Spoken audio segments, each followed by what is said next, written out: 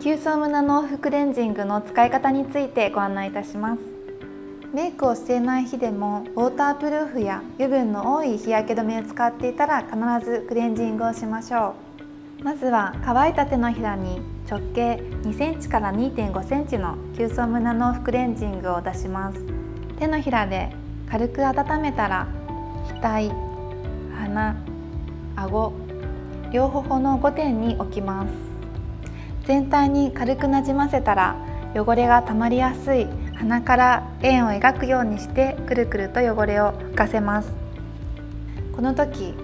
汚れを取りたいあまり手に力が入りすぎてしまいますとクレンジングが逃げてしまいます。指と肌の間にクレンジングがあるのを感じながら優しくなじませましょう。次に額からこめかみに大きく円を描くようにしてなじませます。顎先からフェイスライン、頬になじませたら最後に目の周り、口の周りになじませます。ここでワンポイントアドバイスです。1つ目はメイクを落とす順番です。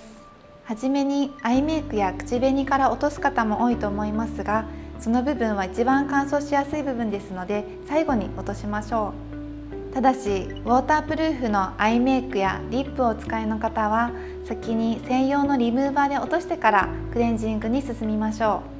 う。2つ目はクレンジングにかける時間です。必ず1分以内に終わらせるようにしましょう。メイクをきちんと落とすことは大切ですが、長すぎるとかえって肌の負担となります。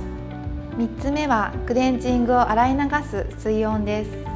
熱いシャワーで直接洗い流していませんか？肌に必要な潤いまでも一緒に流してしまいますので、手ですくうようにして洗い流しましょ